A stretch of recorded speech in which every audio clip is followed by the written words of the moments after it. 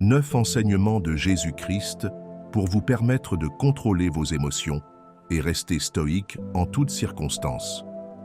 Le premier enseignement est l'acceptation des épreuves avec foi.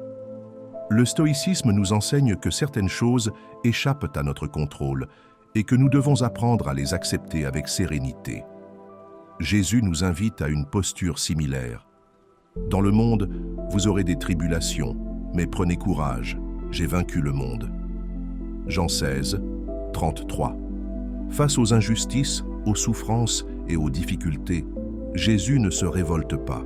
Il accepte avec une foi inébranlable la volonté de son Père.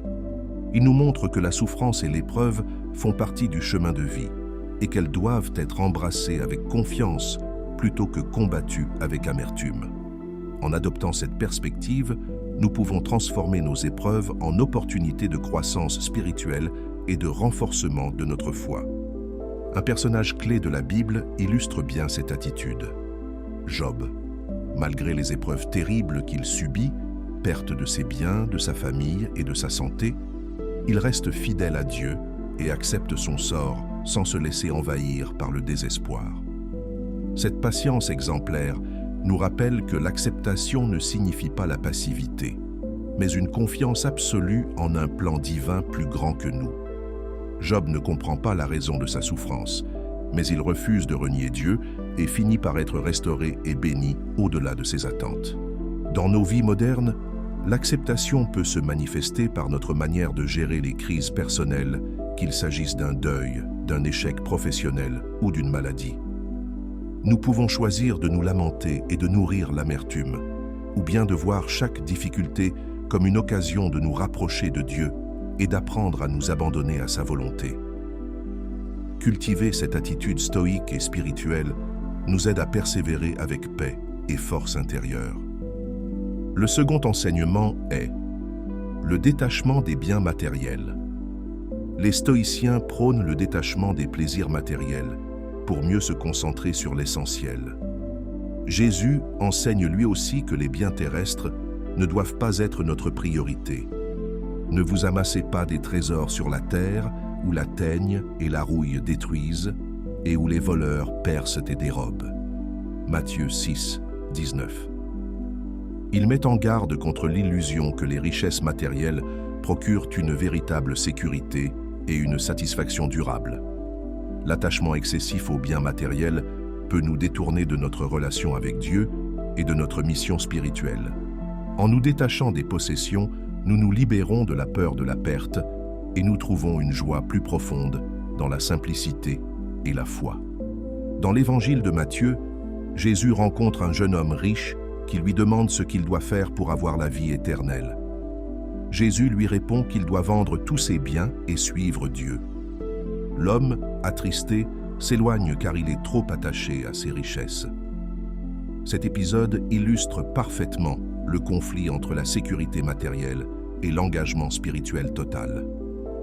Aujourd'hui, cette leçon nous rappelle que la surconsommation et l'attachement excessif aux biens matériels nous éloignent de notre paix intérieure et de notre mission spirituelle. En cultivant le détachement, nous nous concentrons sur ce qui est véritablement important, notre foi, nos relations et nos actions. Nous devons apprendre à utiliser les richesses comme un moyen de servir et non comme une fin en soi.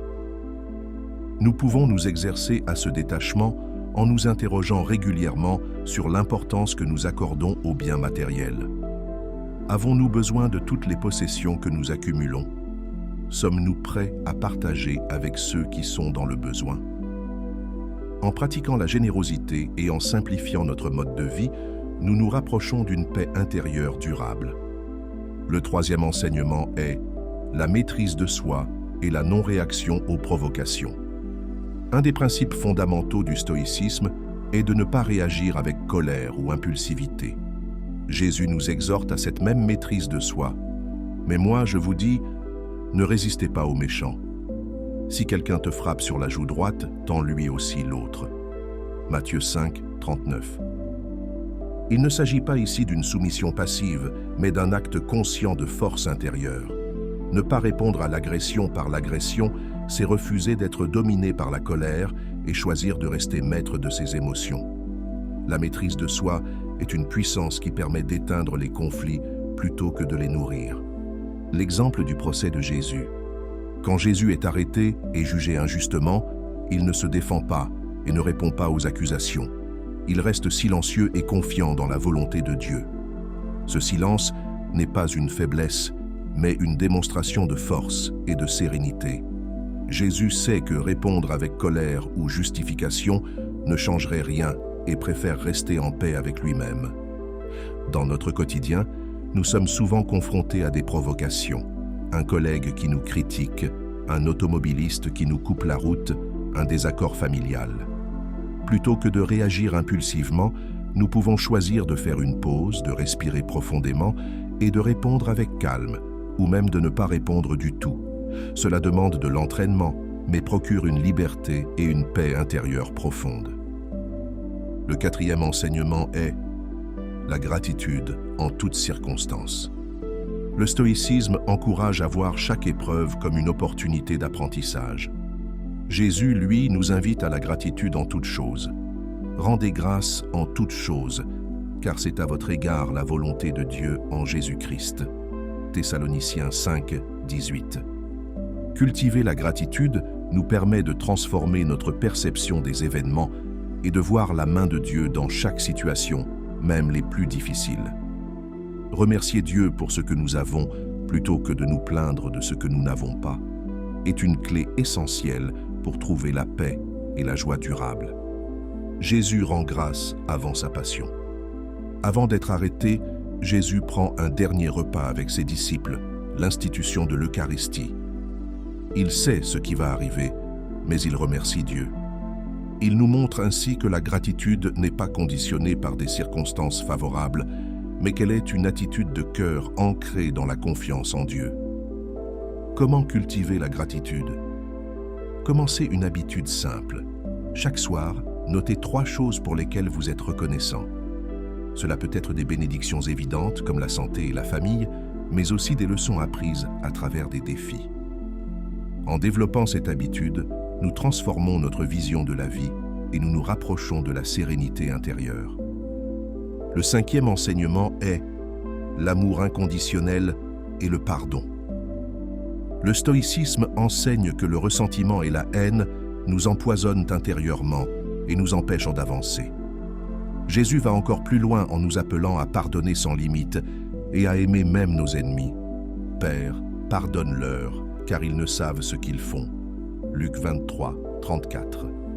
Le pardon n'est pas un acte de faiblesse, mais une preuve de force spirituelle et d'humilité. Jésus nous montre que pardonner, c'est refuser d'être prisonnier du passé et des blessures infligées par autrui. C'est un choix conscient de libération et de paix intérieure. L'exemple du pardon du Christ sur la croix. Lorsqu'il est crucifié, Jésus souffre injustement.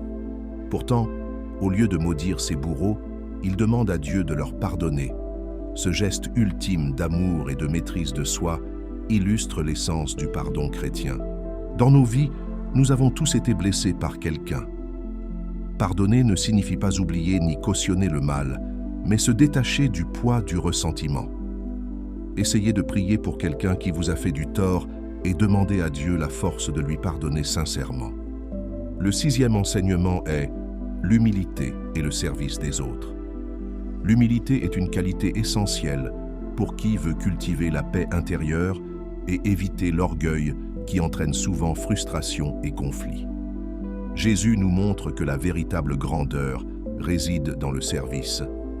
Le plus grand parmi vous sera votre serviteur. Matthieu 23, 11. Jésus lave les pieds de ses disciples. Lors de la dernière scène, Jésus s'abaisse pour laver les pieds de ses disciples, un rôle réservé aux serviteurs. Il leur enseigne ainsi que l'amour se manifeste à travers le service humble et désintéressé. Être humble, c'est reconnaître que nous avons toujours quelque chose à apprendre et que nous ne valons pas plus que les autres. Cherchez chaque jour une occasion d'aider quelqu'un sans attendre de retour, que ce soit par une écoute attentive, une aide concrète ou une parole réconfortante. Le 7e enseignement est le suivant. la patience et la confiance en la volonté de Dieu. Nous vivons dans une société qui valorise l'immédiateté. Pourtant, Jésus nous enseigne l'importance d'attendre avec foi et persévérance. Mon temps n'est pas encore venu. Jean 2, 4. Dieu agit selon un plan parfait, mais nous devons apprendre à lui faire confiance, même lorsque nous ne comprenons pas ses délais.